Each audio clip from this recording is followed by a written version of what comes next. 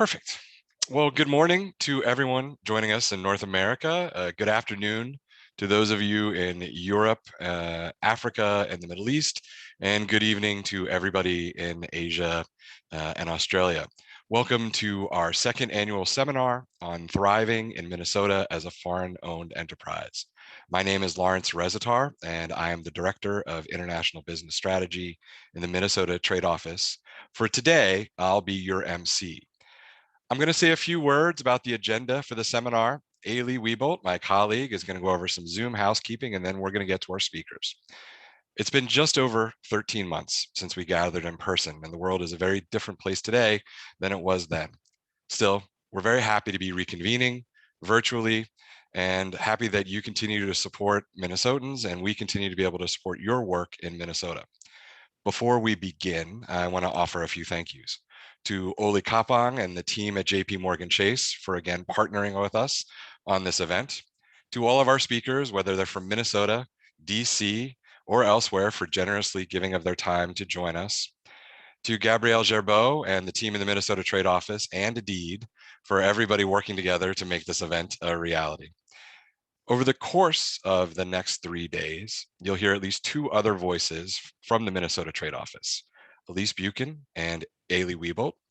You'll hear from Ailey in a minute when she gives a brief overview of Zoom. But Elise, would you mind turning your camera on so you could unmute yourself and say hi? Good morning, everyone. My name is Elise Buchan. I'm the International Business Development Manager at the Minnesota Trade Office, and I'm so happy to be here with you today. Thanks for attending. Wonderful. There is one group I did not thank earlier, but it's you, the audience. This audience is unlike any that we've had in any past Minnesota Trade Office event. It has the leaders from the public and the private sector in Minnesota, which we've had before, national leaders, which we've had before, but it has a global audience that covers the world. And we've got representatives on today that are leaders in countries like Israel and the UK, Germany, Japan, Kenya, South Africa, and several others. And we appreciate your time and commitment in joining us. Now on to the agenda. Because we are virtual this year, we decided to break up what would have been a half-day seminar into 90-minute periods spread over 3 consecutive days. Today, you'll hear from Governor Tim Walz, Commissioner Steve Grove from the Minnesota Department of Employment and Economic Development, and Jim Glassman, head economist at JP Morgan Chase.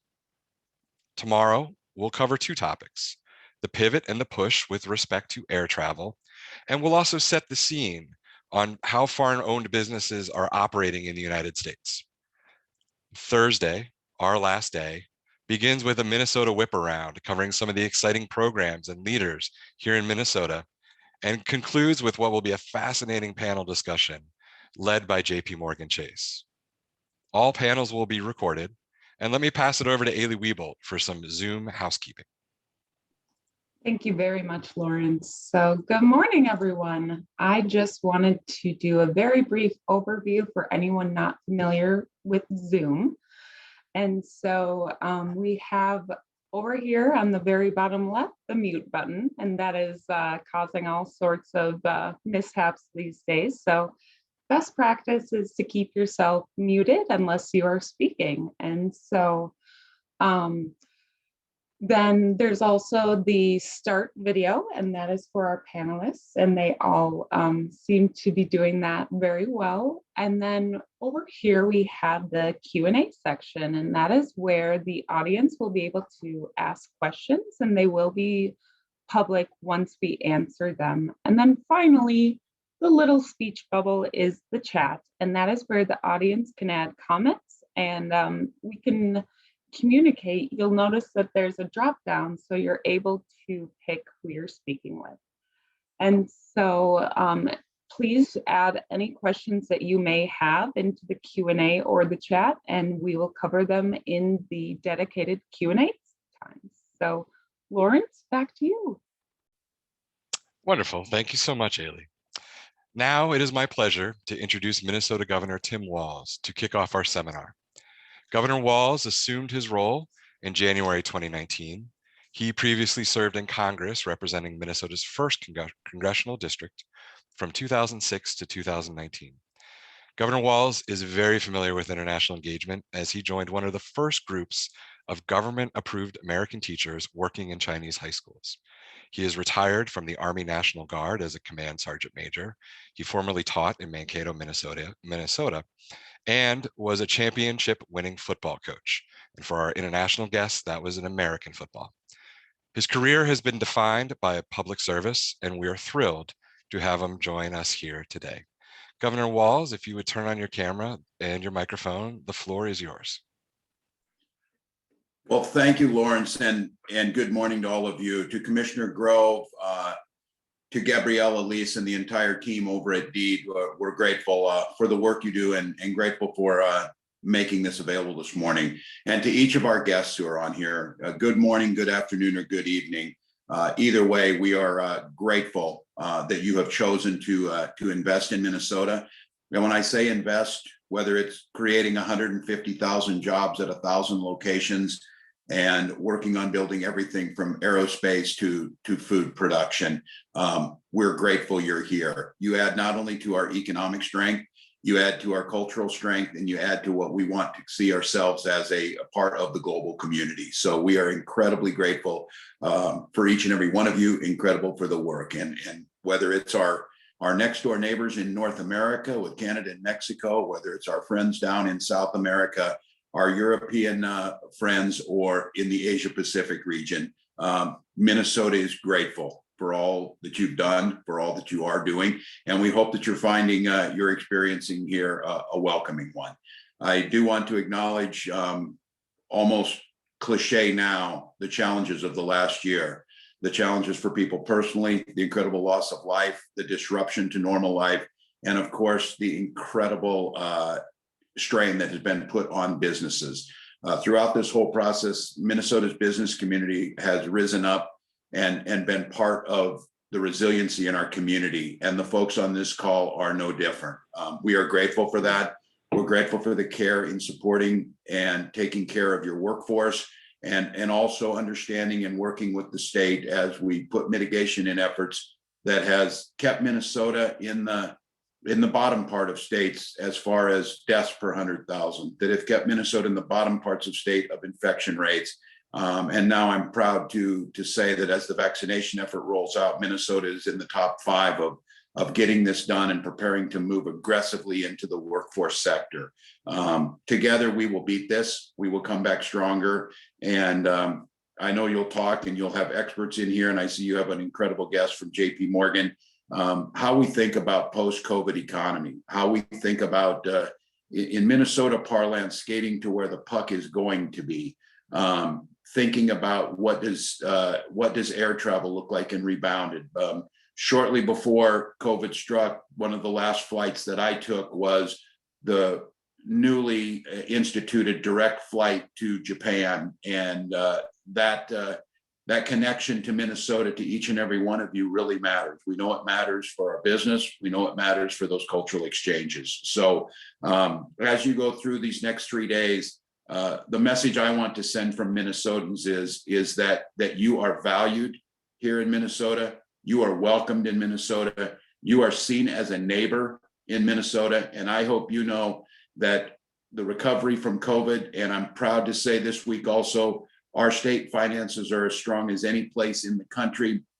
We have a surplus, doing a lot to the hard work of businesses just like each and every one of you, and smart budgeting at the state level. We are still able to make bipartisan decisions that are in the best interest of people in Minnesota. And I want to assure you that the stability you have here, the workforce pipeline that you have, and an innovation environment that we share with each and every one of you is as strong as it's ever been. And state government has learned to be more nimble. It's learned to be more collaborative. And through that, I hope that when we come out the other end of this, you see this and others see this as a place that they want to do business. So Lawrence, thank you for the opportunity to be with you. I wish each and every one of you a great seminar. And again, I cannot wait till the day this is over and I come and visit some of you and get the chance to experience your wonderful country. So thank you all. Thank you, Governor. Thank you for the time and for your words. Very much appreciated. Now we are going to introduce Commissioner Steve Grove. Commissioner Grove joined DEED in 2019, and DEED is what we call the Department of Employment and Economic Development. Because we're government, we love acronyms, so we need to shorten it down. So he is the Commissioner of DEED, as we say. He runs the state's principal workforce and economic development agency. It's the agency where the Minnesota Trade Office operates out of. He brings a wealth of private sector and civic experience to the department. He spent 12 years as an executive at Google before returning to Minnesota and joining DEED. He is originally from Northfield, Minnesota, and is focused on growing the state's workforce, closing the opportunity gap, and providing businesses with the help they need to grow, stay in Minnesota, and thrive, which, as we all know, has been a tall order during the past 12 months. He has extensive international experience, including working in India, teaching in Japan, and spending time studying in Tanzania. Commissioner Grove, if you would unmute and turn on your camera, I will pass it over to you.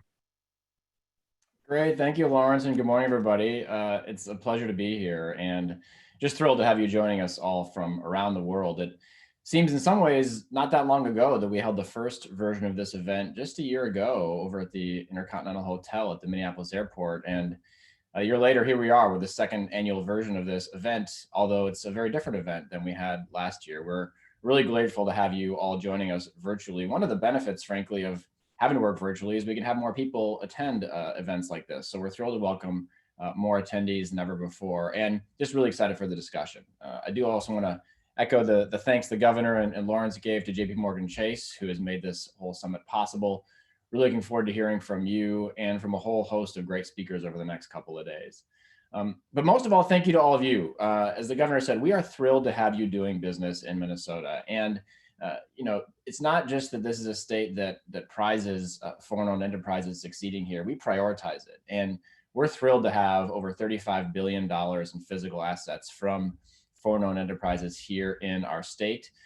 We also know that you create amazing jobs for Minnesotans. The jobs that you create in your businesses earn on average 20% more than your peer companies and domestic enterprises. So we're grateful not only that you're here, but you're creating great jobs for our state. And that this is something that we're continuing to see build momentum. We've seen employment by foreign-owned enterprises in Minnesota grow 43% over the last 5 years. And really our job, both in the trade office, but even just in government statewide, is to make your experience here, your time in Minnesota and your growth in Minnesota as effective and prosperous as possible for your companies and your workers and for the world. So we're thrilled to have you here, thrilled about the next couple of days. I think it's impossible to have a conversation about economic growth without looking at the challenges we've all had in the last year. And really what our department has strived to do in the past year is make this state a model of good governance during a crisis. And while much of that relates to the state's response from a health perspective to COVID-19, it also relates to how we respond economically and what we can do to help make sure that our workers and our businesses were able to survive an incredibly difficult and challenging year. One of the things that we did right away, just to look back and share some perspective on it, was to make sure that our state's unemployment insurance system was working well. And we are very fortunate in Minnesota to have really one of the best unemployment insurance systems in the country. We were one of the first states to implement so many of the new federal benefits that came from Washington to help tide workers over. And all in all, we paid out about $10.8 billion to Minnesotans. Over 850,000 Minnesotans, in fact, many of whom never expected in a million years they'd be getting unemployment insurance from the state. So really the first and most important thing we did was protect your workers, the workers across Minnesota who had to be either temporarily or in some unfortunate cases permanently separated from work due to this pandemic. We've also focused a lot on small businesses. Obviously, it's the smaller businesses who sometimes get hit the hardest in these crises. Certainly, it's been an uneven pandemic, so many of those small businesses have been in the hospitality industry. We've put about $127 million into small businesses across the last year through a variety of different programs. But I think more broadly, what we're trying to do, which is the same thing that you're trying to do in your businesses and that companies and governments across the world are trying to do, is figure out what are the new ways we can deliver services to people in this new environment, in this socially distant environment. And in our case, it's really critical in the sense that for people to get help on finding a job or getting financial assistance or learning new skills, it really is a matter of whether they can put food on the table or not. And so we have pivoted pretty greatly to virtual platforms like this to deliver the services that Deed set up to deliver. So we signed a partnership with Coursera, the online course catalog, to provide free college classes to any Minnesotan in the state. We partnered with the Minnesota Lottery to try an innovative new way to disseminate cash to deserving businesses, all of whom had essentially deserved the money, but we had to be sort of fair in how we distributed it. So we're trying to find new ways to get money out. And then we've, in the trade office, launched a really, we think, exciting new virtual tech pitch series using Zoom, using Microsoft Teams, other technologies to get startups from across the world pitching Minnesota investors and vice versa to make sure we're really growing our startup ecosystem and creating some of these virtual environments that are useful. We even did a virtual trade mission to Southeast Asia to help Minnesota companies continue to access the potential of markets overseas. And you'll hear more about many of these programs in the coming days from our team at Deed, in addition to Launch Minnesota, which is our new effort for startups in the state, which we think makes this just a really great state to do business, given that kind of ability to grow an innovation ecosystem that gives the kind of adjacency and access to new thinking that really benefits every company in our economy. So we've got a road ahead of us, there's no question. We are optimistic about the numbers for coronavirus in our state. They have decreased substantially since that spike we saw in December. And we have seen our economy begin to come back as fewer people are taking in unemployment insurance and more getting back to work. But as we think about the weeks and months ahead, we really need to be intentional and deliberate about what this economic recovery will look like. And given the fact that this pandemic has been so uneven in its in the pain that it has caused our economy, which is to say, some sectors like hospitality have just been decimated, and other sectors, healthcare and manufacturing, for example, have done pretty well and are hiring as fast as they possibly can. We want to make sure that government provides that kind of assistance where it's needed most. And so really the three big principles that we have going forward in our economic recovery are inclusive economic growth, reskilling Minnesota, and creating great jobs in our state. And just briefly, all three, inclusive economic growth, of course, means how do we make sure that we help everybody have the chance to succeed in our state through both the dollars that we spend, the communities we target them to, and really how we run the agency with a lens towards equity. On reskilling Minnesota, we know that many Minnesotans are going to have to shift industries given the uneven effect of this pandemic, and that's a scary thing for many people. So we're doing everything we can to provide the right training pathways, the right information, the right guidance for people to consider potentially switching industries or switching jobs at a time when you really want people to re-enter the economy, if at all possible, at a higher wage in which they left and at a job that has longer term potential. So many of these trend lines we've seen, over the course of the pandemic were just accelerated from the trends that were already existing beforehand, whether that's through automation or digital technology. We know that the workforce is changing rapidly, and we want to make sure Minnesota is on the forefront of that, and that you're getting the workers that you need as you grow and expand here. And then last, of course, we have to be creating great jobs in our state, whether that's through small businesses, startups, or just making this a great place to advance and grow your business. We want to continue to make Minnesota, as it has been for so long, one of the top states in the country to start and grow a business. So that's a look at some of the priorities we have in the coming year. Again, I just want to thank you all for joining us. You will be partners of government in this effort. There's nothing that our department can do in the state without partnering with business. And we just wanted to let you know how much we appreciate your investment in the state, how much we look forward to growing your businesses alongside you in the year to come, and how much we want to listen. A lot of this next few days is us hearing from you, the questions that you have, the concerns or ideas that you have. We are trying very hard to create an agency that really listens and responds to the needs of business to make sure that we're a great state to grow your business and ultimately grow our economy. So thanks for having me. Excited for the next few days. Really looking forward to the sessions ahead, and I'll turn it back over to Lawrence. Wonderful. Thank you so much, Commissioner. Appreciate those words. And I think if there's a theme that you heard from the Commissioner and the Governor, it is that as the state of Minnesota, we kind of want to meet you where you are and help you get to where you want to be. And that's the role we play at Deed. And it's really great to be part of that team that delivers that. The Commissioner mentioned the Coursera program, which I still think is one of the most innovative things I've seen from any government anywhere in dealing with the pandemic, that we opened up this program and online learning tools to Minnesotans to help them adjust and adapt as they were going through dealing with the pandemic. Perfect. Well, thank you so much, Commissioner. Now we're going to turn to Jim Glassman. Jim joined us last year at our first event in person at the airport, and it was a pleasure to have him there. It's some really amazing insight, some wonderful perspective to share, and really engaged in a fantastic dialogue with the audience. Jim is the head economist at JP Morgan Chase. He is also managing director in the commercial banking group. He's worked closely with the firm's corporate sector, including the chief investment officer, investor relations, as well as the investment bank and government relations groups.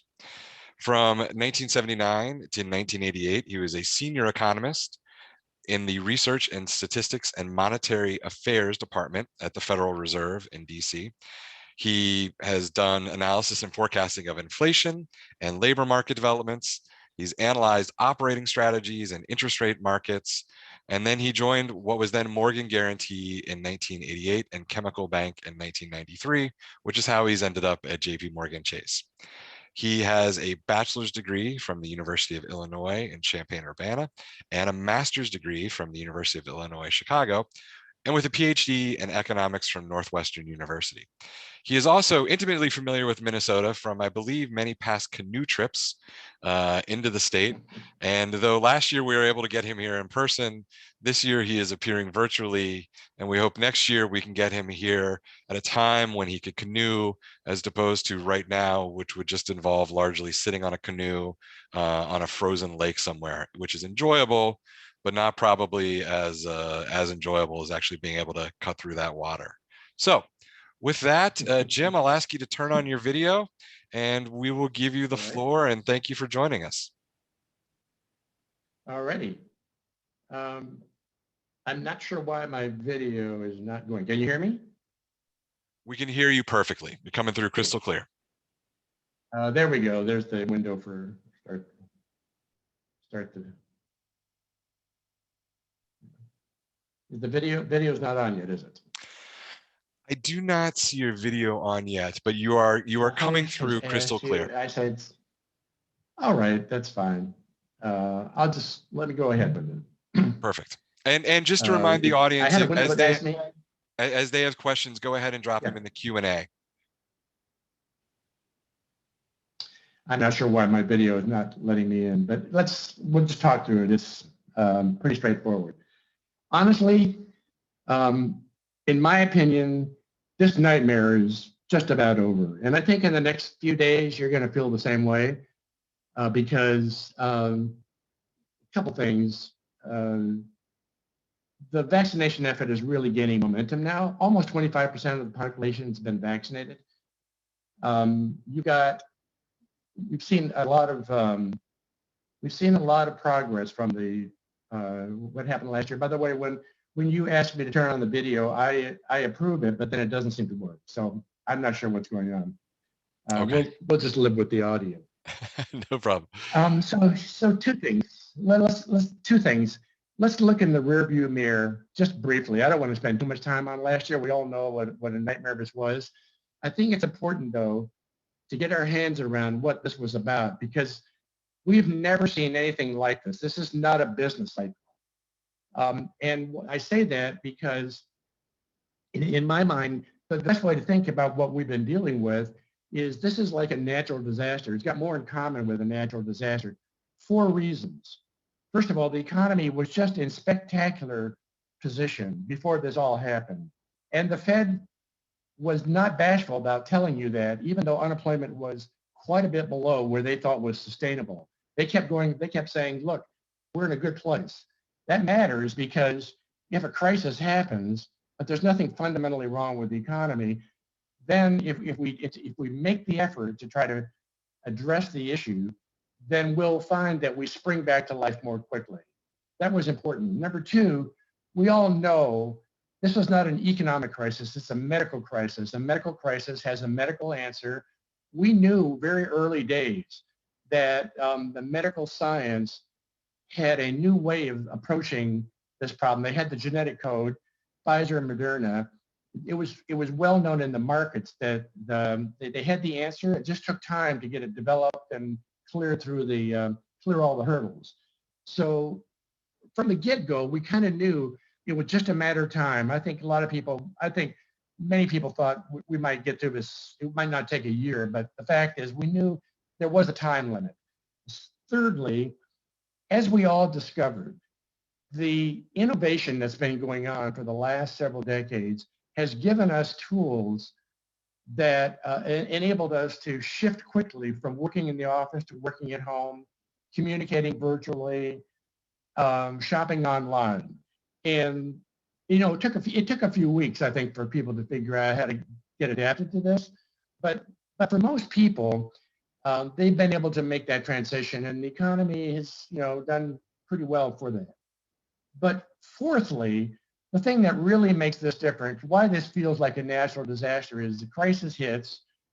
The reason we're having so much trouble, the economy so much trouble, because we didn't know how better to manage the burden on the hospitals, which were already full of flu season patients.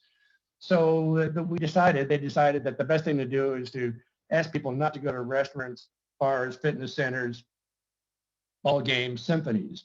And so it created a lot of havoc. And I think the one thing that I think sort of gives you the best, sort of emphasizes how different this is. What was so different about this is if you divide the economy into two pieces, the economy that makes goods versus the economy that makes services. GDP of goods currently is 1% higher than it would have been had there been no pandemic. And in my mind, when if you're trying to figure out what would it have looked like if there had been no pandemic, I take the trends that we were looking at prior to the crisis and just extrapolate it. So the goods economy was growing about 3.5% before. If we'd had no crisis, that's the path we would have been on. And it turns out that GDP currently is slightly above where we would have been. The services economy, GDP of services, is 7.5% below where we would have been. So this is clearly, this is devastating for the service sector. We know why, right? It's the restaurants, the bars, the fitness centers, the air system, even the hospitals, by the way, which had to clear decks to make room for for COVID patients. Well, the economics of hospitals works by elective procedures. If you have to suspend those, that's a problem. So it's not a mystery why it is that we're seeing the goods sector. Anybody who's in the goods economy, capital goods, cars, consumer goods, you're flying. You're having a hard time keeping up with things. If you're in the services economy, you play the cello for the local symphony, you've got a problem because you can't have people in there. So this is completely different than what you normally see in a business cycle. Business cycle, the service sector is pretty steady. It's the goods economy that really takes the hit. And you see all kinds of telltale signs of, if you think of this as a natural disaster more than a business cycle, this is the reason why consumer spending came bolting out of the gate back in May and has totally recovered, fully recovered to where we were prior to the crisis. Capital spending, excluding airplanes, totally back to where they were. Real estate activity flying. It's why the finances of the municipalities have been a lot steadier than people imagined. The financial distress has been very different from what people anticipated. Banks are are releasing reserves now because things didn't turn out to be as bad as they expected. Rent payments are sort of staying on course, and all of this makes and the equity market, by the way, looking beyond. It's like this in the equity markets world. I think this episode is looking like a transitory thing. The reason this is all happening is because we knew where the trouble was going to be. Washington did an amazing job in the early days of providing the resources, the rescue for people who were going to be furloughed. And so if you, in a way, you could think of this as in the early days, people kind of got paid leave. They were furloughed. 30 million guys that work in small businesses got furloughed, but there was a lot of help coming to either compensate them through the unemployment insurance system and it was pretty generous. It made most people relatively whole. Or the creative program, the Paycheck Protection Program, which gave small businesses the resources to cover their costs for a couple of months. And it allowed businesses to bring people back off of unemployment payroll, unemployment insurance back to their books. So this is all sort of a long-winded way of saying that this thing, everything is playing out differently right now, and it's all moving faster. And to me, you know, you can say, well, what's the difference? Natural disaster, business cycle, they're all bad. But the difference between a natural disaster and a business cycle is, if this were a business cycle, I would, in my mind, be thinking this is going to be 10 years to work out of this hole that we got into. But because I believe it really follows the script more of a natural disaster, with all the help that the government's providing, the difference is that you recover faster from a natural disaster. And that's exactly what's going on. Nothing about the labor market looks like anything we've ever seen before. And so when you step back and ask, where are we now? Where have we come over the past year? If you just take a high level view and think about it in terms of national output, the economy, national output dropped sharply in March and April. And by April, the bottom, we lost about 15% of our GDP. It was down to about 85% of normal. And then in May, it began to spring back to life very quickly.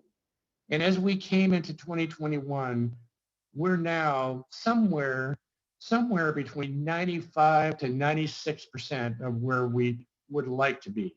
So roughly a 5% output gap. And that's why unemployment, we still have a fair amount of unemployment. Unemployment has come down. But here, so as the calendar flipped and we came into 2021, the starting point was hopeful because we've made a lot of progress recovering the damage from last year. Of course, it took a lot of money. I mean, Washington authorized the release of roughly $4 trillion last year. A lot of it in the form of unemployment insurance compensation, help for hospitals, help for the airlines, checks in the mail, things like that. And yet we still have an economy that has not really fully recovered. It's only recovered back to about 95%. But that gave us a good start for going into 2021. When we came into 2021, my peers, economists, suddenly the lights came on. We all became so much more optimistic about how to think about 2021. And there's a couple things going on here that are behind this. First of all, the vaccinations were authorized for emergency use, Pfizer and Moderna. Now we have Johnson & Johnson last weekend just came on board. And the vaccination effort is accelerating. And right now we have almost 25% of the American population has been vaccinated. I think people at the rate of about almost 2 million a day in the last few days. We had a little bit of a stumble because of the bad weather in the Midwest, choked things up a bit. But the vaccination effort is moving very quickly. And if you look at the numbers, your numbers are quite impressive. If you look at the numbers of new cases of COVID, they're coming way down. What's even more interesting and relevant is that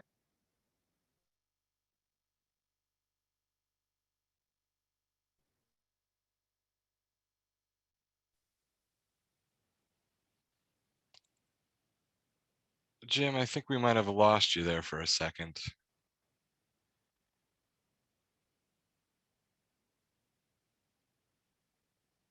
And if you can hear me, you were talking about the numbers and the COVID cases was coming down.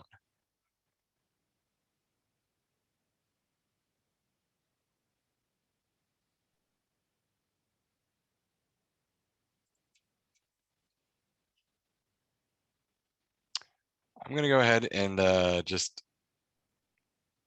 fill in for a minute, maybe while Jim is reconnecting. And we'll use this as a quick break to remind people, if you have questions, please use the Q&A function and you can submit your questions that way. any of the information, the bios, any presentations that people submit will be made available to you. It should have been a link you received, an email link you received this morning. And Ailey, I believe, posted it in the chat earlier.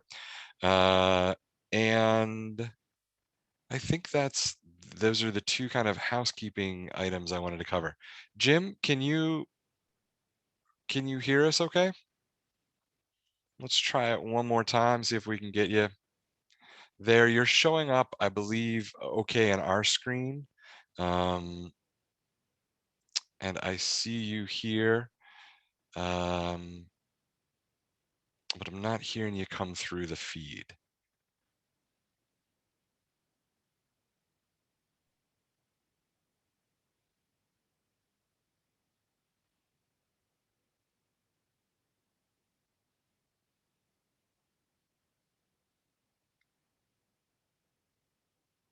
All right. Well, this is part of, we're now what, a good 12 months into using these virtual platforms. And early on, one of the pieces of advice I was given is approach everything on these virtual platforms with grace, because there's so many things that are beyond our control when it comes to the way the technology might operate, the Wi-Fi signal. And in my case, up until a couple days ago, the two kids who were zooming into their classroom from our house, and sometimes everything would be working perfectly, and their teacher would share a video and my link would go down. So we'll give it another minute for Jim, if you want to. I'm going to try to unmute you, and let's see if you can come back in.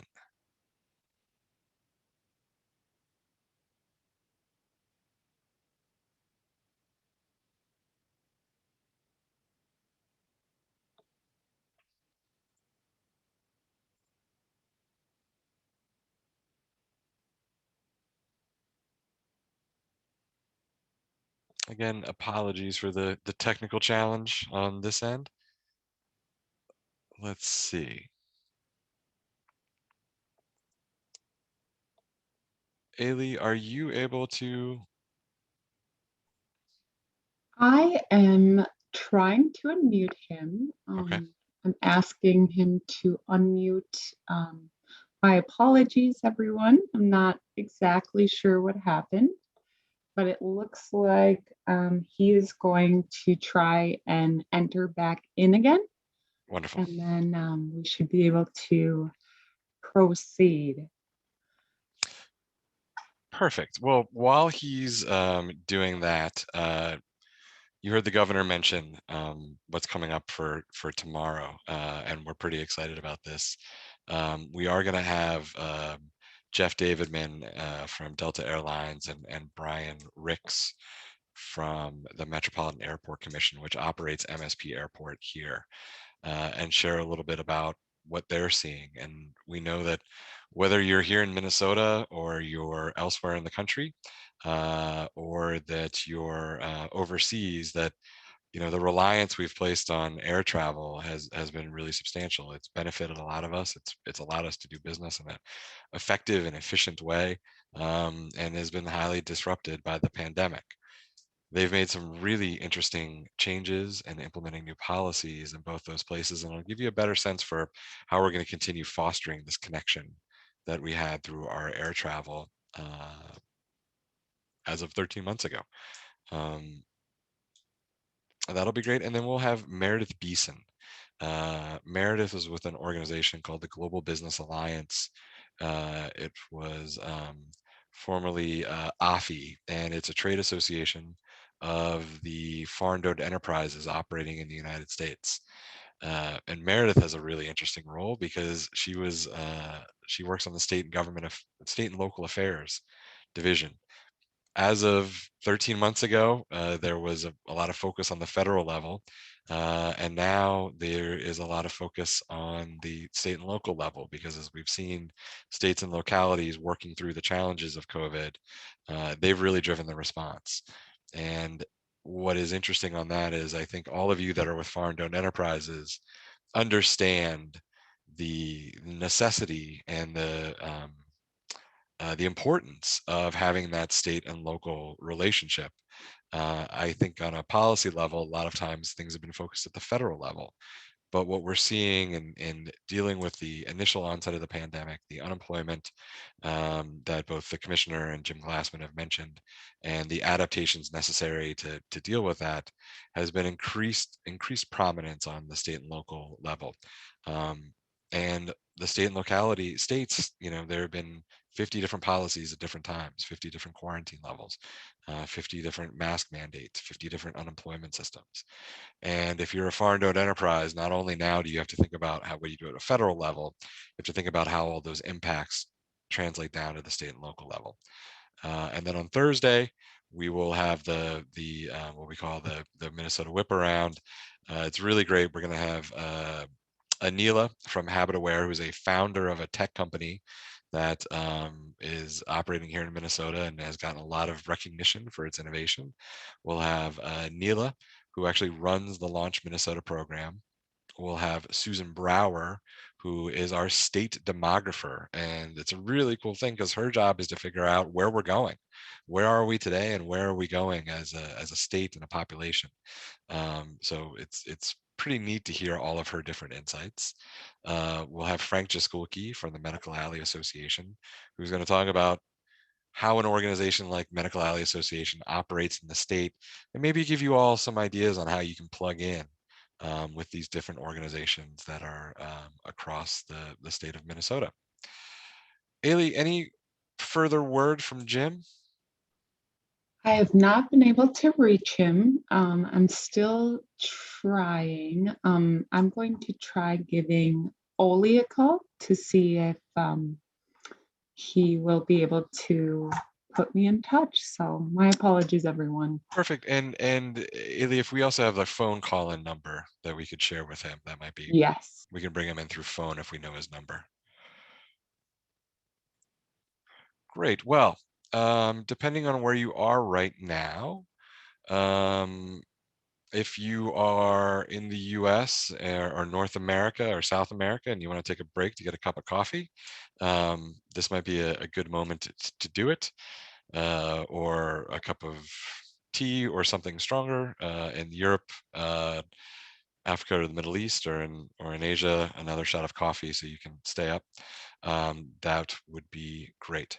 One other piece that we wanted to share, and this might be a good time to do it, is at the end of this event, we are going to ask for you all to complete a survey. The typical surveys, we want to figure out what we can do to carry this forward to make it more interactive, more engaging, and more helpful for your businesses. We have a special treat for anybody who completes the survey. One of the things that we're blessed with in Minnesota is an abundance of state parks and trails. For those of you who don't know, Minnesota is the same land mass as the United Kingdom. So it's a big area, and we have just under 6 million people.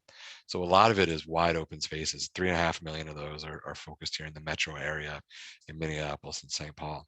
But we want to make sure that as well as being successful and helping your business grow, this is a place where you can feel comfortable enjoying the outdoors. And Jim has told us before that he has come to Minnesota in the past for canoeing. There's an abundance of parks. So when you complete the survey and give us the feedback after the event, as a thank you, we have Minnesota State Park passes for you. Now, for those of you in Japan and Israel and Kenya, that might be enough of an incentive once transoceanic airlines are open to come visit us. So you can see all that we have here. And for those of you who already have a park pass, like I do, find somebody who could take advantage of it and might be able to use that park pass and share it with them, because it really is a tremendous asset that we have in the state that doesn't necessarily weigh on your ability to conduct business, but it does give you some options on getting outside and getting into nature when you can, which has been increasingly important during this time. So let me give it another minute.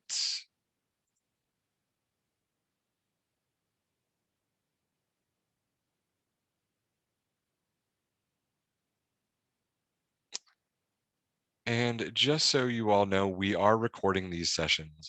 So if it turns out that we are unable to get Jim back in, what we can do is possibly bring him back, at least to record it and then post it. I'm hearing another voice come over Yes, the line. I'm back. Ah, Yeah, I'm back. wonderful. Sorry about that. No, it's no worries at all, Jim. We appreciate you making the time to do this early in the morning. I don't know if you we could. all go through so many Zooms. I don't know why. Every one of them seems to be different.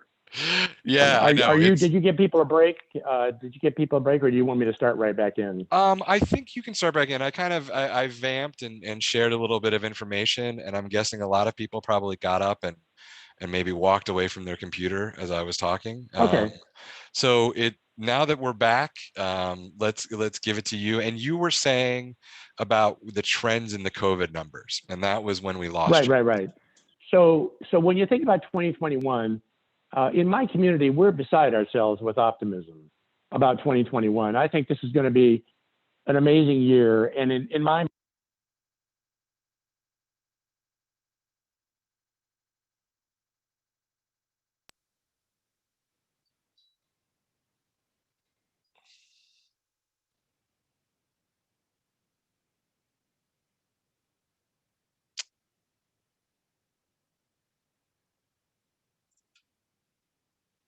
Unfortunately, it seems like whatever optimism Jim was about to express to us was undercut by Zoom and its technology. So we will endeavor to get him back on. If you want to take a minute, I have 8:47 Central Time. Why don't we say let's try reconvening, and we'll give ourselves a couple of minutes here to get him back on the line, and we'll reconvene at 8:40. Let's say 8:50. That gives us 3 minutes if you all want to stretch your legs. So we'll see you back here at 8:50.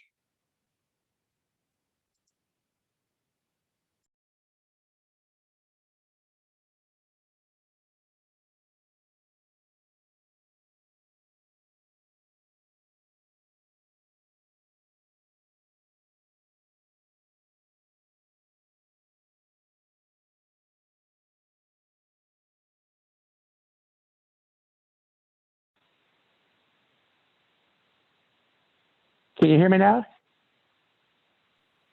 We can hear you now, Jim. I've given people just what happened? I don't know. You were about to share your optimism, and I don't know if there was a gremlin cut out. a ghost in the machine that said, you just don't get to do that yet. So we've given people another. We said we'd reconvene at 8:50 Central Time, so we've got about another minute or so. All right. Well, you and I were talking, and it seemed like we were fine, and then all of a sudden I realized you weren't hearing me. Yeah. No. You were coming through crystal clear. You're coming through crystal clear now, and you were before. So that's fine. You never know. It's just technology is great, but there are limits. Right. Well, yeah. This is we early on and I think everybody in the call can hear us, but we'll get into the content again at 8:50. Early on in the pandemic, I was sent somebody who had kind of foreseen this, at least the virtual world coming, had sent a list of 10 tips for virtual meetings, just for your own good sense. And one of them was approach all of it with a sense of grace. It's there are so many different things that you can't control. I can't remember where it was where we had like rolling outages at some point this summer, and it's sort of the equivalent of every once in a while in St. Paul, you'll have a squirrel get into the transformer. You see a flash, you hear a boom, and you know your lights are out for the next few hours. Just tough, and a tougher day for the squirrel. Yeah, right. Yeah, Well, exactly. perfect. I have 8:50 now, Jim. So why don't you go ahead and pick back up? And you were telling us about the optimism. Okay. And if I cut out again, just start talking so I know that I'm not, something happens. Perfect. Good. And by the way, this is a reminder for folks. We all think, I hear people say, oh my gosh, what's the future of commercial real estate, office space, all that look like? And because everyone's thinking this is the new normal. We're all going to be working from home, communicating virtually. And I think, it's great. And when you have to do it, this is a reasonable backdrop, but there's nothing quite like being in person.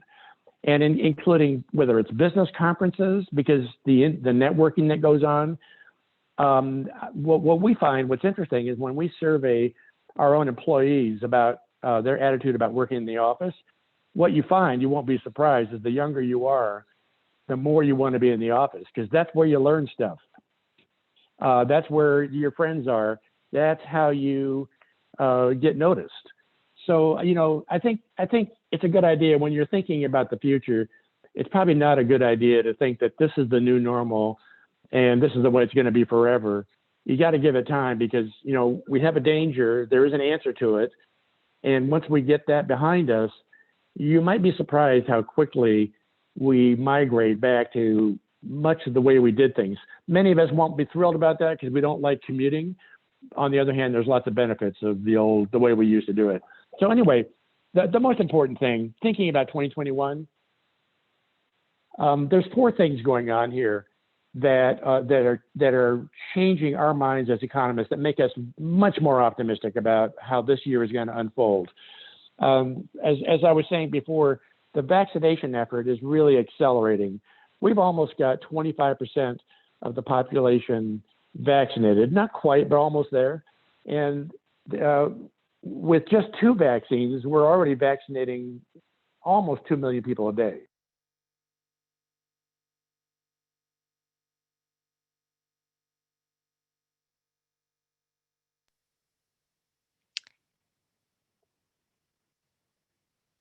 And unfortunately, it sounds like, Jim, I think we might have lost you again. Ailey, are you hearing that as well?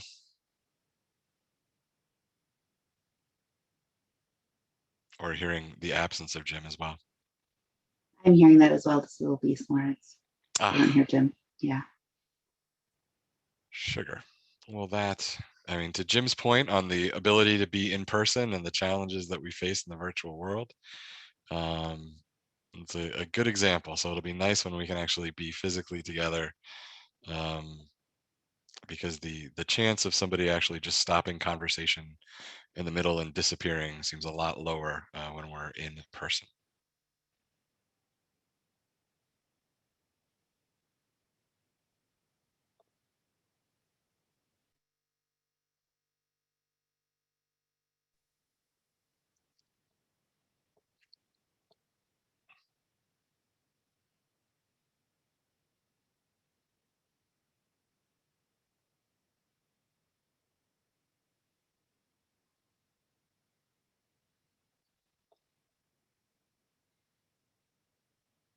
We'll just hang here for a minute and see if we can get Jim back in, and maybe we'll try go to the Q&A. It might just be that today isn't our day for linking in with his Zoom network, and if that's the case, we'll figure out another solution for trying to get Jim engaged, because one of the things we found last year was he's so insightful. It's so interesting and really enjoys the dialogue.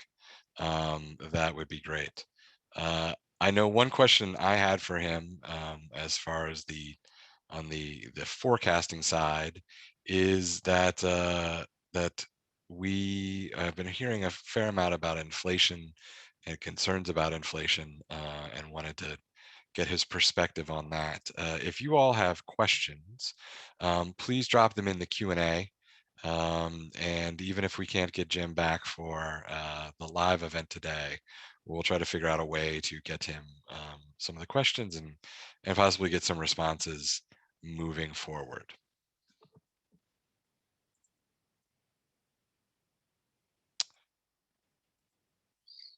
And we do not have any open questions yet, but again, use the Q&A function. Go ahead and drop those in.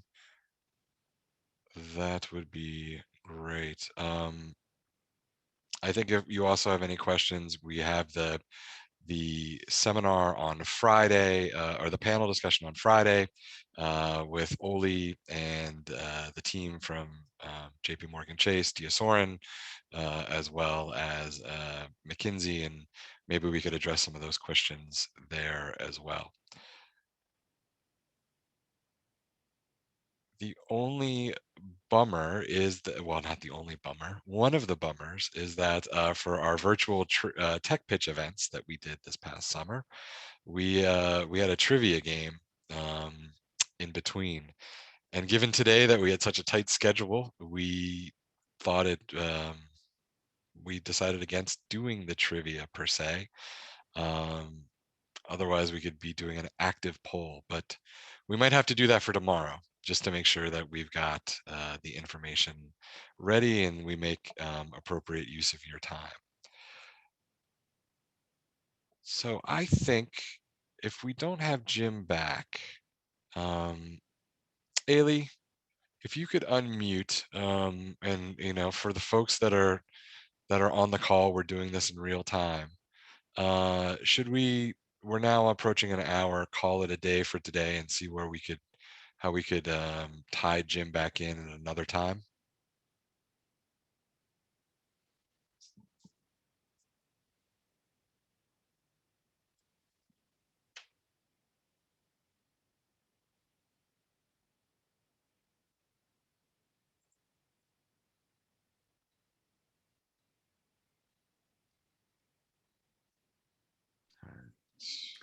I think Ailey is trying to be on the phone. I think she's trying to get him Jim, on to and get him back. Yes. troubleshoot. But I agree with you. If we cannot get him back, and if it's we can maybe even record him and add the recording at a later date. Yeah, that sounds good. And for those of you who don't know, the voice you just heard is Gabrielle Gerbeau, who's the executive director of the Minnesota Trade Office. Good morning, everyone. There she is. Oh, and we have a note from Ailey that Jim is trying to reconnect. So let's give him a minute. So this has been great. And we as you all know are trying out new things and new paradigms. I think Gabrielle, if you're able to, could you just give maybe a couple of words about the virtual trade mission that we did to Southeast Asia, and we heard reference to it from the commissioner, but it was kind of a really new thing we were trying out. Absolutely. And maybe the foreign offices too, the expansion of the foreign offices. Yeah. So for the ones of you that you don't know, the Minnesota Trade Office has 3 core competencies, and one of them is to help small and medium businesses to export worldwide. Another one is the attraction of foreign investment, of course, and the third one were the protocol office. So I kind of consider the trade office like the international department of the government. With that said, when this hit us Friday last year in March, one day we were told to go home, and we thought it was going to be a couple of weeks, and suddenly here we are 12 months later, and we're still not able to get together. So we started thinking about what are the main results that a business tries to have when they travel to another country, when they attend a trade show. Normally is to have a very basic set of services, like, for example, understanding if their product has any chance in that market, or perhaps using a distributor, or finding the right partner and a distribution channel, or developing some kind of relationship with the future partner in the region.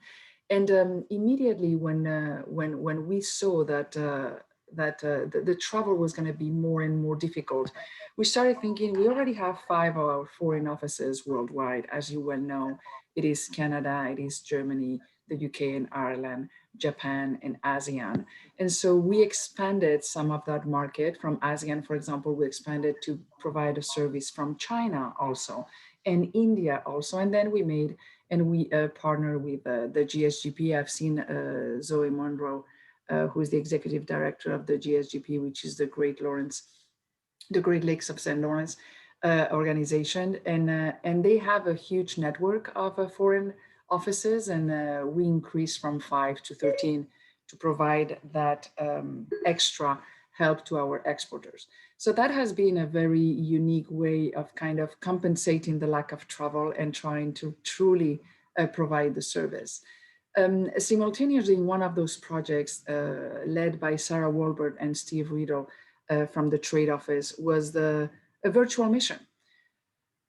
For the ones of you that normally are ready to travel, it is very difficult to change from a personal one-on-one to a virtual. But we thought that if this was going to be, for at least the middle term, one of the situations not being able to travel, we should at least explore what a virtual mission would look like and how we could still provide those supports to the companies. And we tried a very small mission of 4 companies, and they're still working today and they're still continuing. It was supposed to be a week, but the interest was such. And our partner in the region was with Tractus Asia. And frankly speaking, it's been a great success. And I hope we will be able to report very soon the results of that virtual mission, because I know it's still ongoing. It's finalizing right now. It started end of, I think it was end of January. End of January. So it's been going for a month. But of course, we have some kind of Sure. time difference. But it's been a unique experience. Like today, we saw the governor coming to our event live for the first time. It was kind of funny because we always have that, we're used to see him in person. We're used to see and to feel the public and to feel the energy. Here it feels like you don't see anybody, so you're talking to the air almost, right? So, but anyway. Or in my case, my kitchen. I believe we have Jim back on the line. Jim, can you hear me? Yeah, Lawrence, I'm back in. Yeah, Wonderful. can you hear me? Wonderful. Thank you, Jim. All right, my Gabrielle and I God. will turn our stuff off. I'm going to try to be brief because I'm sure. I think there's 4 things people need to know about 2021 because you're hearing a different story coming from all of us economists. We came into the year, the economy had done a pretty good job recovering much of the damage we lost last year. We came into the year with about a 5% gap. Now, right around Christmas time, we realized that the vaccination effort was actually starting to accelerate. And we're seeing this huge drop in the number of people with cases. This 3rd wave is fading very quickly. The burden on hospitals is rapidly declining. And all of the state and local government officials are breathing easier and restrictions are lifting. And so we always knew that was you could not be hopeful until you felt like you had your hands around the disease. And that's beginning to happen. So I think that's very promising. And that's I think every day that passes, I don't think we need to get to summer till we get to that 60, 70% of the population that's vaccinated to believe that it's over. I think every day that passes, we're getting, it does more and more to control the spread of the virus. And I don't know whether the vaccination effort is really behind what's going on right now, but it sure doesn't hurt. And so that's number 1. Number 2, right around Christmas, as you know, the president signed that coronavirus relief bill on December 27th. We weren't sure it was going to get through, but when it did, it provided another $900 billion or so of help for people, extending unemployment insurance benefits that had lapsed. And right by itself made us economists think that, well, that's going to add another 3 percentage points of growth to 2021. So all of a sudden, in the blink of an eye, we all began to talk about 2021 growth of about 5%. We have a 5% gap.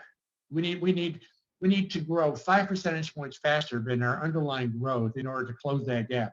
So with our economy growing about 2% on trend, What that means is you really need to grow 7% this year in order to close that gap, get the economy back where we were, get unemployment back down to where we were.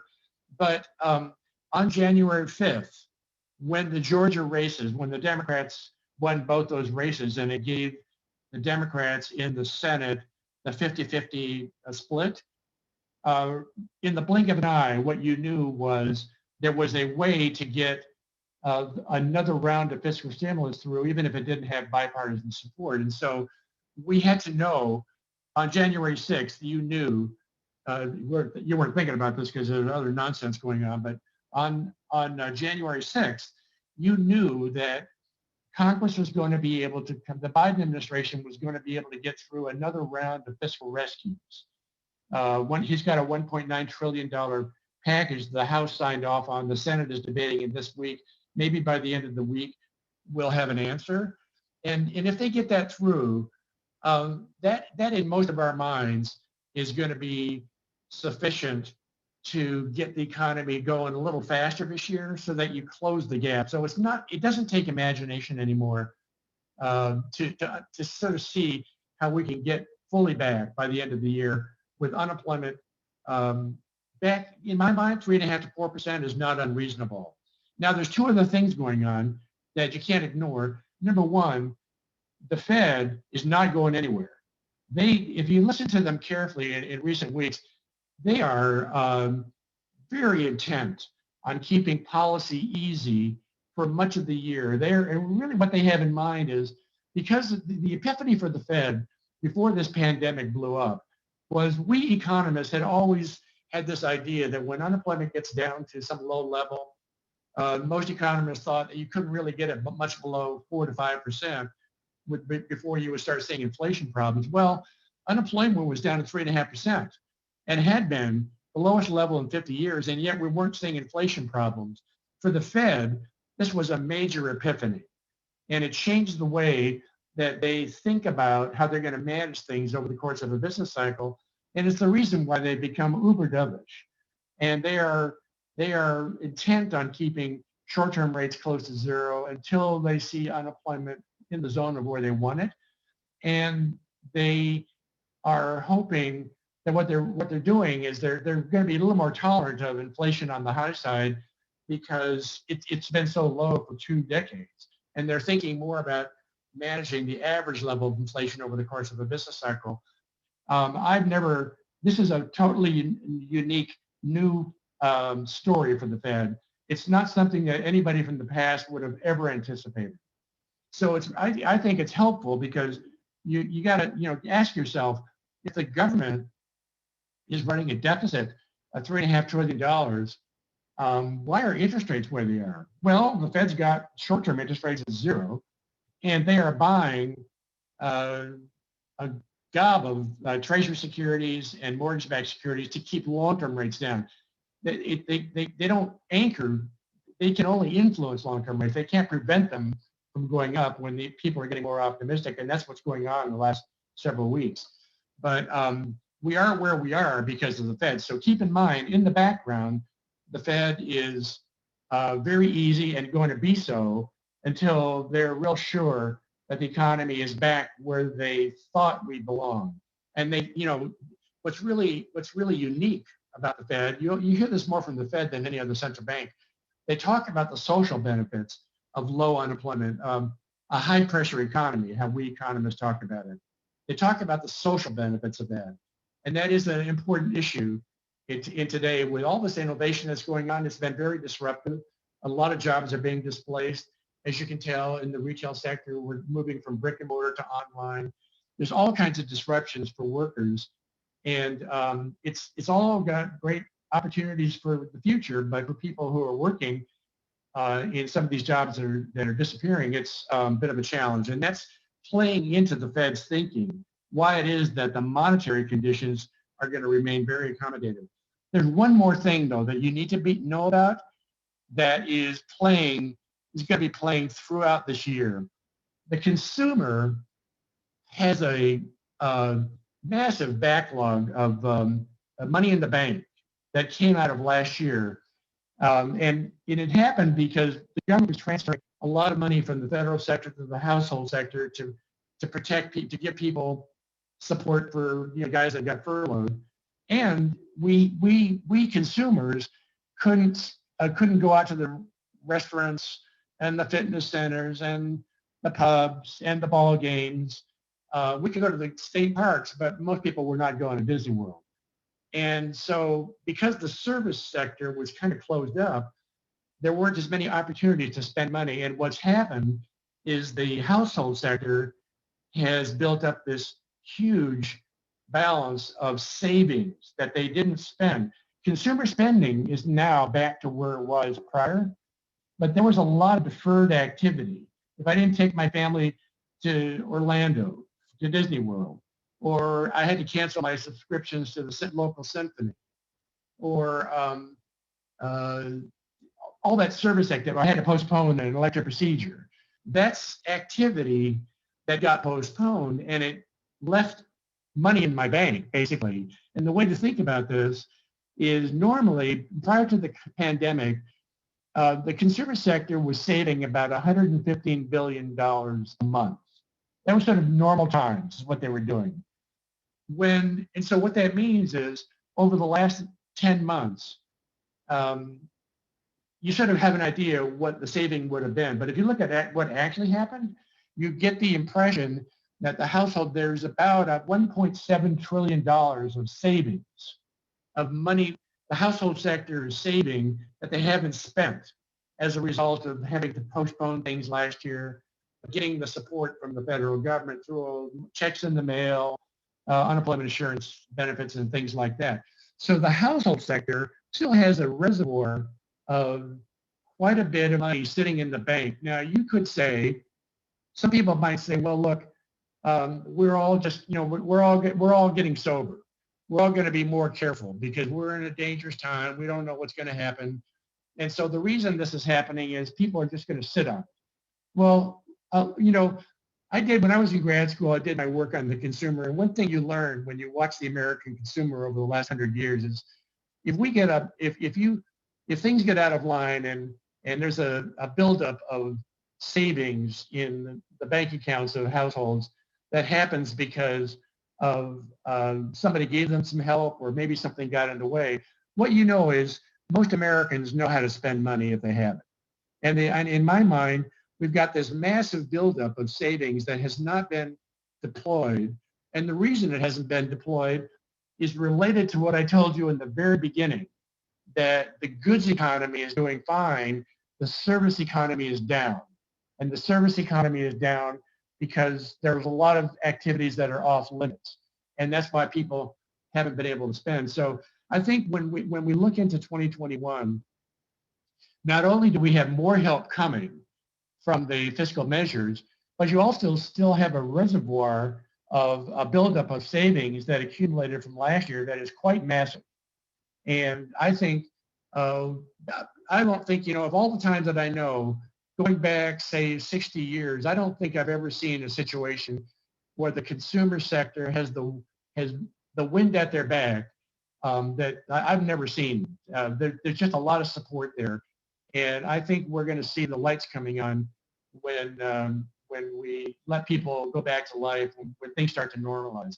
So in my mind, these are all reasons why I think not unreasonable to believe that by the time we get to the end of this year, you may smell this by the time we get into this late summer, fall, we're going to be getting back on our feet where we were.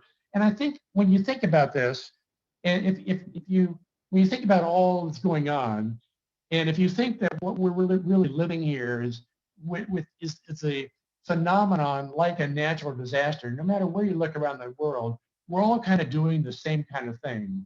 The public sector is stepping in to help. And I think this is the reason, by the way, why the equity market's doing what it's doing, why the equity market was able to look past this crisis, look to the future. And I'll tell you what's most interesting to me. I think the most interesting economic story of our time is what's taking shape in the equity market. And here's a way to think about this. If I had gone to sleep the day I graduated, got my graduate degree at Northwestern, and which wasn't yesterday, and I woke up today, and you told me what's going on. You told me that the value of the U.S. stock market and now is almost twice the size of the U.S. economy. And you asked me to figure out what you think's going on. Well, my initial reaction would be like Warren Buffett. My initial reaction would be, oh my gosh, this looks like a bubble.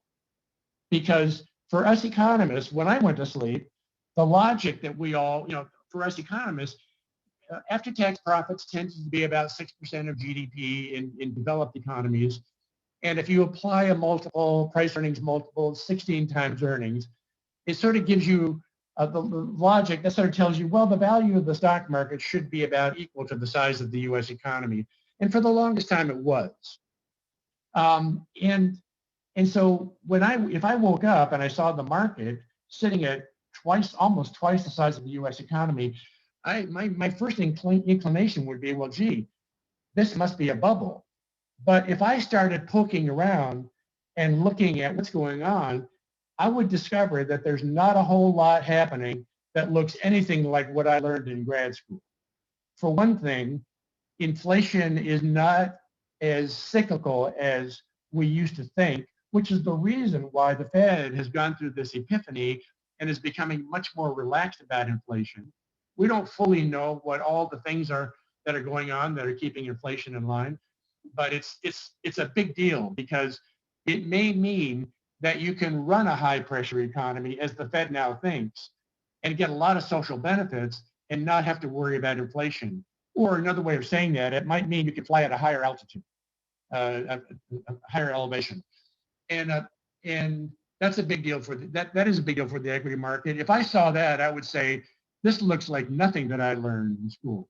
Secondly, if I started to look around at all the innovation that's going on and saw all the benefits that come from this, I might be puzzled why labor productivity numbers aren't showing up. It's not showing up in labor productivity, but I know that the kind of innovation that we're getting is making us much more efficient, is cutting the amount of time it takes to do things.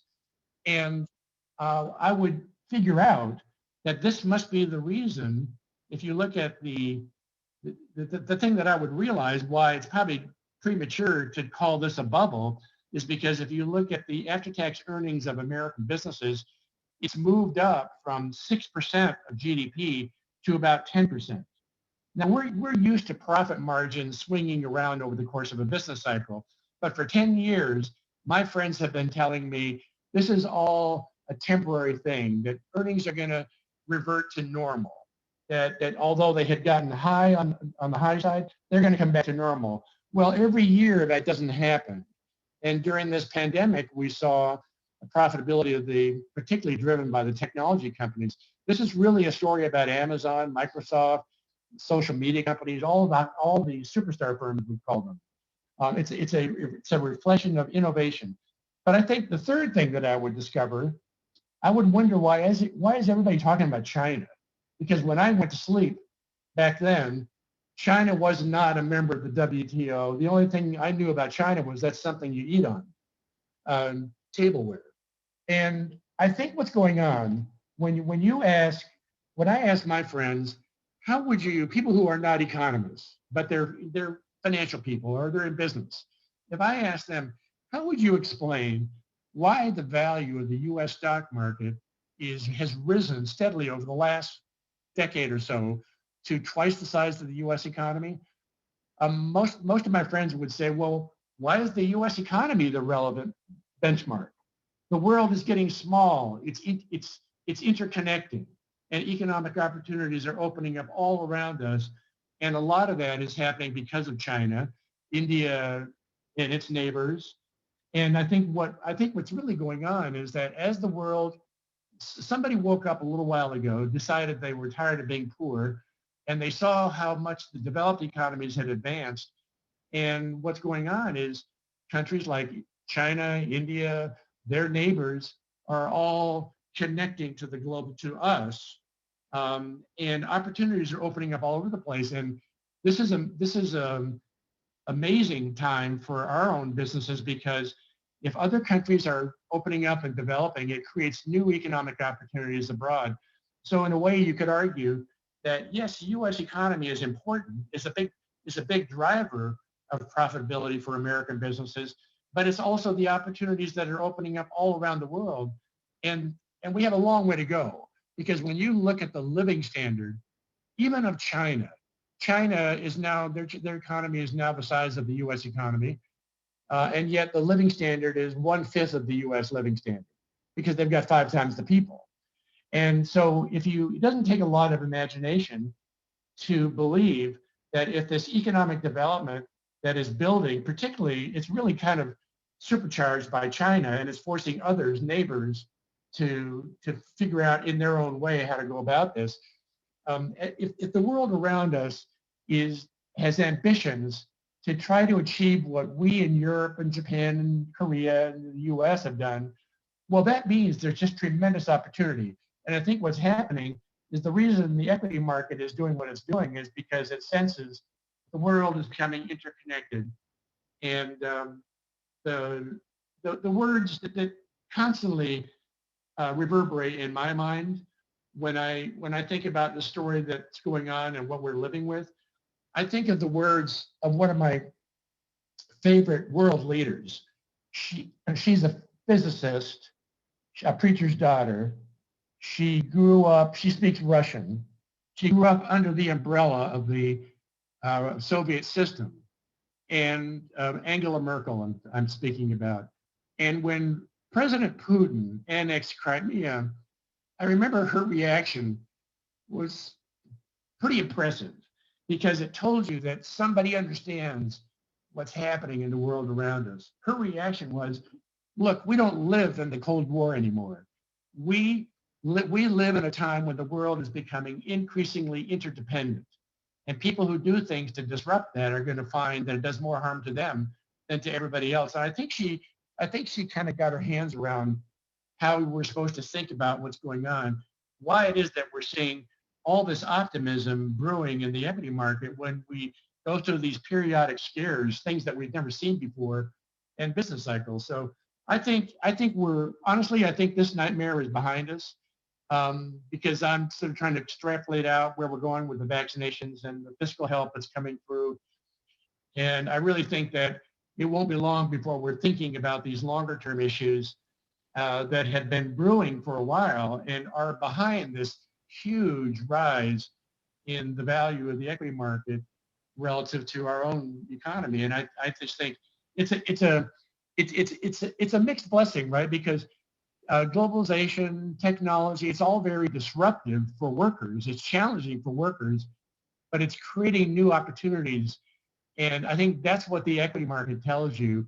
And all the angst in Washington and around the country about the social divide and the income divide, this is really a reflection of the accelerated pace of innovation that's just changing things. And I think the pandemic that we just went through reminded us of a lot of these things that are going on, and it probably accelerated it.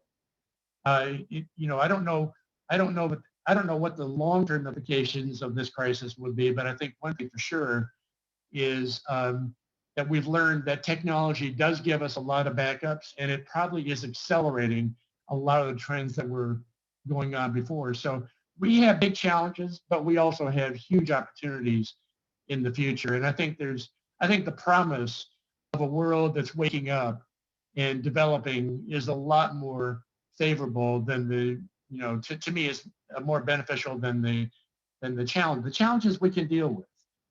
We've got to figure out how to help people get the kind of skills they need for the kind of jobs that are opening up. But that shouldn't be that hard to do. And we're seeing it happening. The partnership between the business community and the local community colleges. This is a job the local government sector has to be involved in too. And I think you can't expect businesses to invest the resources to train people, and knowing that these people, once they get the skills, could move somewhere else. So it's a job for the public sector, and the right answer, the way to help people and the way to close the income gap and meet the challenges that are caused by all this stuff isn't to think about who we can tax to redistribute it. The best way to handle this is to figure out how to help people figure out where those opportunities are and help them get the skills. And you get the skills, you don't get those skills from college. College teaches us how to grow up and communicate. You get those skills by being on the job, knowing what specific skills there are, and they change all the time. So we have to figure out how to we have to do a better job preparing people for those opportunities. But this is why I'm genetically optimistic about the times that we live in. And I think this crisis is rapidly getting behind us. So 2021 is going to look pretty good. That's wonderful, Jim. Thank you. And on top of being an optimist, I admire your patience and your perseverance in working this through with us. Elise Buchan is gonna stage some questions here in a minute. Before we get to that, now, Jim, are you originally from Illinois? Originally, when you ask people where they're from, we usually think of college years. So Okay. that was my college years. I actually grew up overseas, which was probably the most important lesson to me about globalization, because I grew up, my dad was a missionary in Pakistan. And as a kid, when you grow up overseas or you spend time in an underdeveloped economy, you realize how desperately poor much of the world is. Oh, fascinating. So I ended up in Illinois because my dad went back to, my dad went to Northwestern to get a degree in linguistics. So that's why I ended up in there. And Very nice. Illinois is not, what the best thing about Illinois was Minnesota and Wisconsin. Because that was my playground. That's why very I learned kind. that you don't mess around with mooses, and you learn that when you're in a river with grade 3 rapids and it rains heavily, you better know you're in trouble. Yeah, you gotta know how to handle it. Well, it was the point was maybe had you gone to sleep at the end of graduate school and woken up now, you also would have missed out, I guess, on both baseball teams in the state of Illinois winning a World Series, both the Cubs and the White Sox. And so that also might have been jarring as well. Again, thank you for your patience and your perseverance. I'd like to pass it off to Elise Buchan, who is going to present you with a few questions during the time we have left. Elise? Yes, thanks, Lawrence. And thank you so much, Jim, for your insightful presentation and for your perseverance and continuing to reconnect. We really appreciate it. I'll start with one question from the Q&A here. To close the skill gap, would an overall apprenticeship program like in Germany be the best way of solving the problem? The German American Chamber of Commerce in Chicago is running such a program called ICATT. Yeah, I personally think we should spend a lot of time thinking about what Germany does in many ways, because they work, when I look, I was doing a Zoom call with folks in Wellington, the president's buddies there, and Delaware is desperately trying to figure out how you deal with this issue. And they asked me, when you look around the country, what little you know about things, who do you see that has done the best job at sort of dealing with this? And I said, I'm real familiar with what's going on down in Southeast and South Carolina and North Carolina and Georgia. I'm more familiar with that. So I don't know what you guys are doing, but I do know that I hear a lot of interesting stories down there. And they all seem to have, a lot of it is because German companies, European companies are coming in. The auto industry is kind of migrated there. And what you hear is that companies come in, they work with the local community colleges to figure out what kind of apprenticeship programs to develop to get people to get the kind of skills they need for those jobs. And I think it makes me think that there's something different. Germany worked hard at trying to develop skills and then keeping people attached to the job. We're much more chaotic in how we approach this. We sort of let rip and technology changes and we just expect people are going to figure it out. But I think one of the most interesting things I think I learned from the pandemic, that we can learn a lot from the German approach to worker skills and keeping workers attached is a program that a lot of countries copy, actually. And actually, our PPP program, the Paycheck Protection Program that we implemented last year, kind of copies the spirit of what Germany does. There's a program they call Kurzarbeit, short work program. It's been around for 100 years. And the idea is when a business has a short-term disruption, they notify the government. The government will compensate companies to cover their costs temporarily. And then when the crisis passes, it all reverses. And it all happens automatically, kind of automatic pilot. So you don't need the political system to get involved in stepping in when there's a problem. And I think what's interesting about this is it's a reminder that Germany thinks hard about, they have a different approach to worker job training, keeping people attached. And if you think about that PPP program, when in the early days when there were, this is Senator Rubio and Senator Schumer, bipartisan interest, what you heard them say was, we need to figure out how to keep people attached to their jobs, because if they disappear, then companies have to go out and rehire, retrain, and that can just take longer to get things moving again. So honestly, I think one of the benefits of this crisis is it's exposing challenges for us that there are things that we could do better. And I think this worker, job skills training, stronger attachments between workers and companies is an important way to do this. I mean, there are limits, right? Because if you create incentives that make it hard to change, that's one of the beautiful things about the American system is we're very quick to change when things change. But I think there's a lot we can learn, and you learn the most. Actually, I mean, crises are damaging. There's a lot of heartbreak that happened during this crisis, but crises make you better because they expose things that you could do better. And I think it's not a mystery why it is that more and more countries kind of copy this system. And just finally, the proof of the pudding really is when you look at what is the implication of the German approach to workers and jobs versus our approach. When you go back to all these business cycles and you look at what happened, take the last one, what you saw was in the financial crisis, turmoil everywhere. It kind of radiates around the world. Unemployment goes up a lot. But in Germany, unemployment kept going down in that crisis.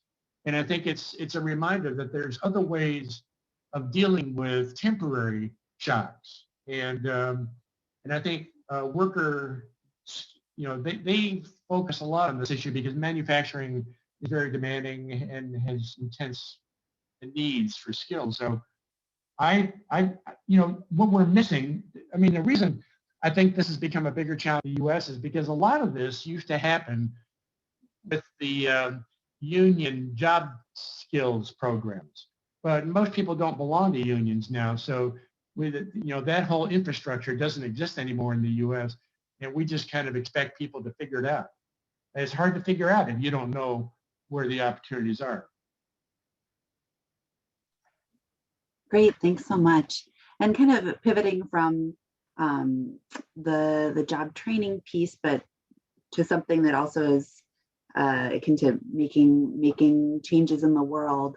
One question I have here is, during the last year's event, there was a discussion on sustainability. How has the pandemic advanced those conversations on a corporate level, and how will we see things change?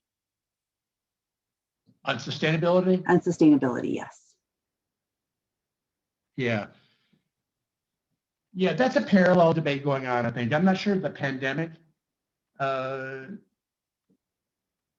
changed that debate. This is an ongoing thing because you mean with climate issues, you mean, right? Is that what you're referring to?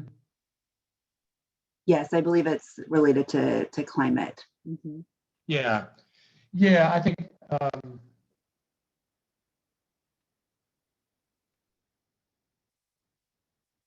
Yeah, it may be that the political dynamic contributed to this. I'm not sure the pandemic itself did, but it's one of the many challenges we're facing, right? And we're trying to figure out how best to go about this.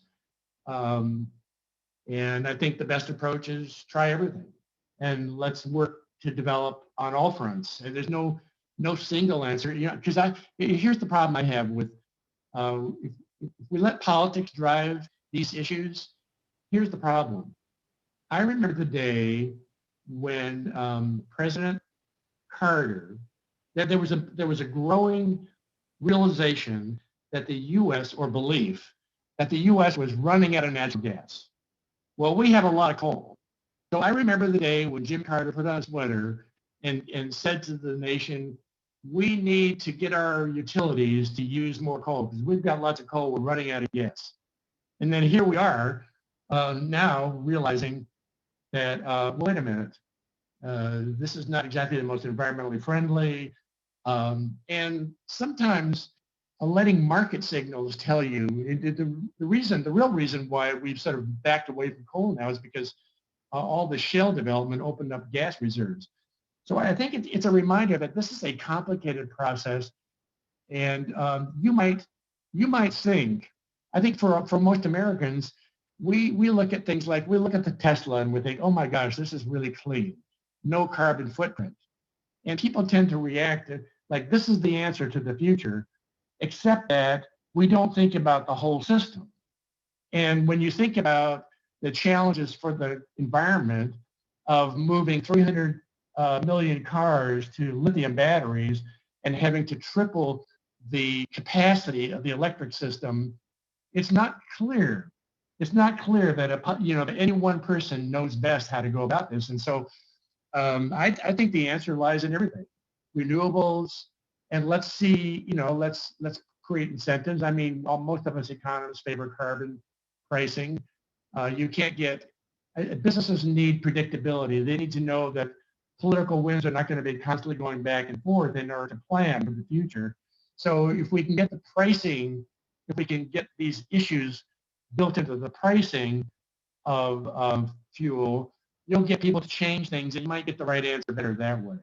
So I don't know if the pandemic really changed the dynamic here, but I think the realization that we need to pay more attention to sustainability is because there are economic consequences and economic costs associated with whatever is causing it. There are consequences that come with the climate issues. Well, thank you, Jim.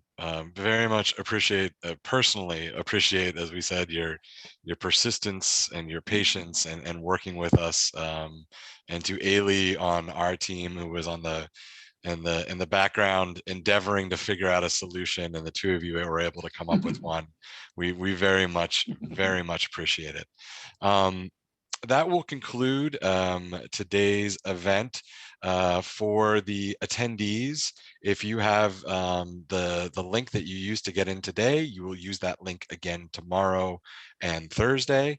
We are going to post recordings of this, and we're going to try to figure out a way to edit together or deal with some of the technical issues that we had with Jim. But we appreciate you all joining us today. We appreciate your patience with us as the audience, and we look forward to seeing you tomorrow at 8 o'clock Central, again, to have a discussion about our airport and air travel, the push and the pivot, and the challenges that foreign-owned enterprises face across the country, and to the Consul General's question about the German model for apprenticeships and Jim's well-reasoned answer. We are going to have a discussion on Thursday with Annie Welch from our Department of Labor and Industry, who's going to talk about the dual training program and the licensed apprenticeship here in Minnesota that we've been working on for a few years now. So with that concludes today. Thank you all so much. Thank you, Ailey. Thank you, Elise. Thank you, Gabrielle. Thank you, Jim. Thank you, Commissioner Grove and Governor Walz, for joining us. And thank you to the audience. And we will see you again tomorrow. Bye-bye. Bye, guys.